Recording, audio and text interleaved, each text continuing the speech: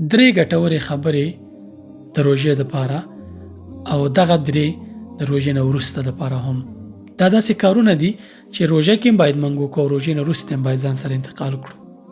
دا داسې کارونه دي چې همیشه باید انسان دغه عمل ترسره کړي دوامداره ډول باندې، تر څو دی په ژوند کې بریالی او همیشه خپلو اهدافو ته، خپلو هیلو ته او خپلو ارمانونو ته ورسیږي. عبدالله ابن سلام رضی الله عنه یو صحابي دی چې لومړی یهودي و، بیا مسلمان شو.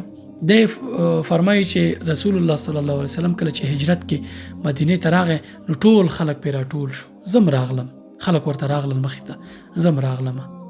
لومړی خبره چې رسول الله صلی الله علیه وسلم ما ولیده، دا څیره چې مې ورته ولیده، زړه کې مې ویل چې دا د دروغجن انسان څیره نه ده. خو هغه مبارک لومړی خبره چې وکړه هغه دا وویل چې یا ایها الناس، ای خلکو، افشو السلام، سلام خپور کړئ، یو بل ته سلام علیکم، یو بل باندې سلامتی خپره کړئ.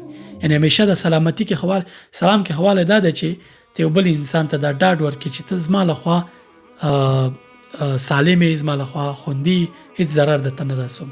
د سلام مینه خپروي د خلکو منځ کې. رسول الله صلی الله علیه وسلم خو په حکمت مشهور. دویم ویل چې اطعم الطعام، خلکو ته خوراک ورکوي، خلکو ته صدقه ورکوي، خلکو ته زکاتونه ورکوي، خلکو باندې خوراک کوي. او تر ټولو مهمه خبره چې د دې خبرو په پای کې وکړه هغه دا و چې ان تصلوا باللیل وکان الناس نیام تدخل الجنة بسلام. کله چې خلک ټول ویده را پاڅېږئ، لمونځ کوئ، دا به تاسې ته په ډېرې اسانۍ باندې جنت ته بوځي. دا به جنت ته ستاسې د تلو لامل شي، په ډېرې اسانۍ به جنت ته لاړ شي. دغه د شپې وخت ولې ځانګړی دی؟ ځکه چې په دې کې الله پاک غږ کوي په خپلو بندګانو باندې چې هل من سائل فاعطي له، آیا څوک شته چې له ما څه وغواړي ورکړم؟ ته راپاڅېږې ورته وایي چې انا یا الله، زه یم یا الله، ما ته یې راکړه، زه غواړم دا شی غواړم. داسې احساس وکړه لکه په غوږونو چې اورې د شپې، لکه د الله پاک چې تا ته دا غږ کوي، اورې مکالمه وکړه. د شپې په درېیمه برخه کې ناوخته د شپې د سهار لمونځ نه یو 2 ساعته مخکې، د وخت داخلېدو نه 2 ساعته مخکې راپاڅېږه، هغه وکړه چې یا الله، تا ویلي چې په حدیث کې راغلی ستا پیغمبر صلی الله علیه وسلم ویلي چې ته د شپې په درېیمه برخه کې دا غږ کې چې هل من سائل فاعطي له، آیا څوک شته چې له ما څه وغواړي ورکړم؟ انا یا الله، زه یم یا الله، ما ته راکړه، دا شی راکړه.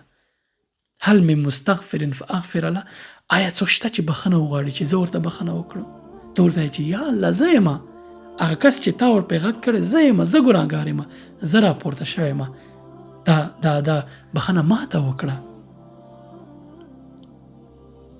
یعنی دغه څو عادتونه، 2 دی: سلام کول په روژه مبارکه کې، لا نور ډېر کې خلکو سره مینه محبت کوئ، ډوډۍ ورکوئ خلکو ته، زکات صدقه ورکوئ، قیام اللیل. دا پیغمبر صلی الله علیه وسلم چې دغه صلوا باللیل، دا هدف قیام اللیل دی. د شپې د تراویح چې موږ کوو، د شپې تهجد کوو، دا ټول قیام اللیل دی. شپې راپاڅېږه، تهجد وکړه، تراویح وکړه، د قیام اللیل کې راځي. انشاءالله تهجد او قیام اللیل بیل دي، خو دا ټول په قیام اللیل، د شپې په عبادت باندې حسابېږي چې ته په شپه په عبادت تېرې.